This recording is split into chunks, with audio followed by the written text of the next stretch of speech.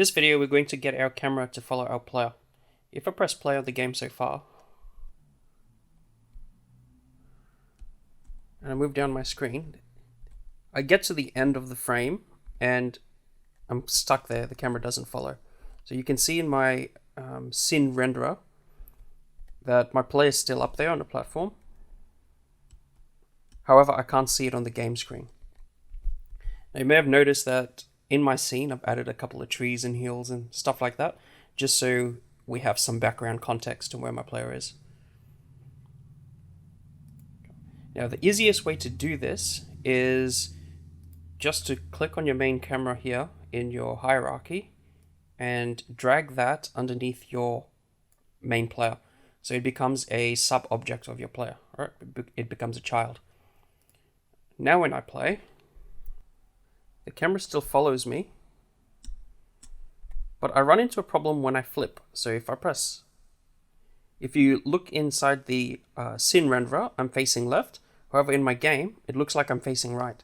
But if you look where that mountain is, it is to the right of me. And that's because when we did our script coding for our player movement, for our player controller, we flipped our player by rotating it 180 degrees in the Y direction. So because our camera is a child now of our player, it will also rotate in 180 degrees in the Y direction whenever we rotate the player. So for games where you're only moving in one direction, this might be fine. For really simple games and for beginners. However, we have a better way of doing this in code. So I'll drag that back up. And to create this in code, I'm going to create a new C# script. And I'm just going to call it camera follow. And I'll open up that script in Visual Studio. And the first thing I'm going to do is I'm going to get the transform for the camera and the transform for the player. So I'm just going to make it both public, and I'll call one, sorry, I want both their transforms. So I'll type in transform, and I'll call one the camera transform, like that. And I'll call one the player transform.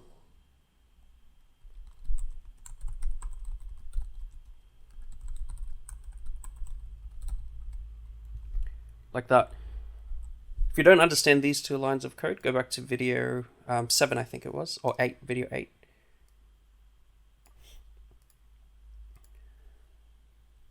Okay.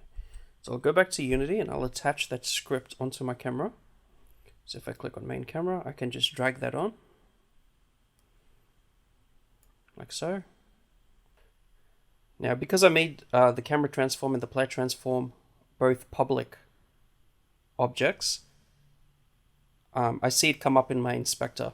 So for the camera transform, I'm just going to click on the transform for the camera and drag that in. And for the player transform, I'm going to click on my player and drag that in.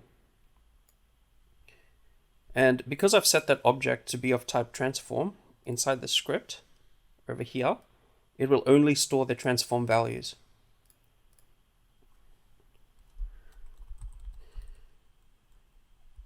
So in my update loop, I'm just going to type in camera transform, and then I'm going to set that to a new vector 3, like so. And I'm only changing the position. So I'll go camera transform dot position equals new vector 3, and I have to pass it some x, some y, and some z coordinates. For the x coordinate, I want the player's current x coordinates. So I'll type in player transform dot position dot x, and then for the y and z coordinates, I want the camera's current values. So I'll go camera transform dot position dot y, and then a comma, and then camera transform dot position dot z. Right. So we've taken the transform for the camera, accessed its position, and then set it to a new vector 3. So just a reminder that all position elements are just vector 3 data types. So I've created a new vector 3 to store it inside that position, and inside that vector 3, I want it to be the player's X position, but the camera's Y and the camera's Z positions. So this would cause the camera to only follow the player in the X direction. If you want the camera to follow your player up, you just have to change camera transform here in the camera transform.position.y to player transform.position.y. So I'll save that, and I'll go back to my game. Right, and when I press play now,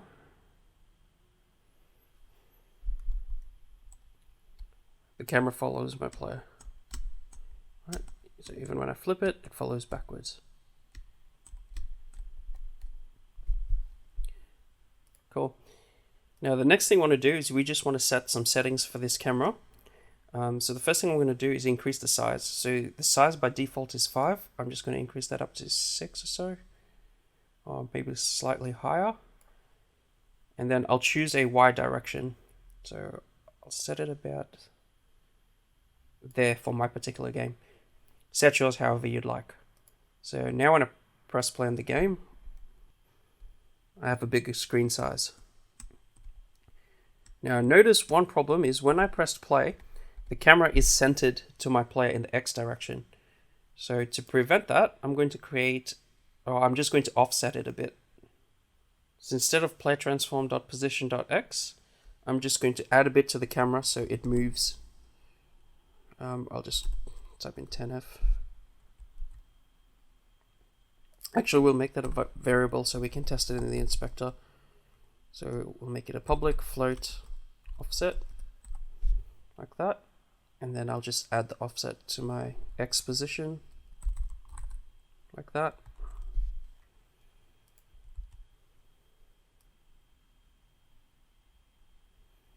Cool. Now my offset's currently 0, so I'll increase it a bit. So I probably want to start about there, so about 5.7 or 6. So I'll press pause there, and I'll just change it here in the inspector to 6, so that it saves those settings. And then now I'll play the game. And I start out there, and then the camera follows my player. Okay, it's looking good.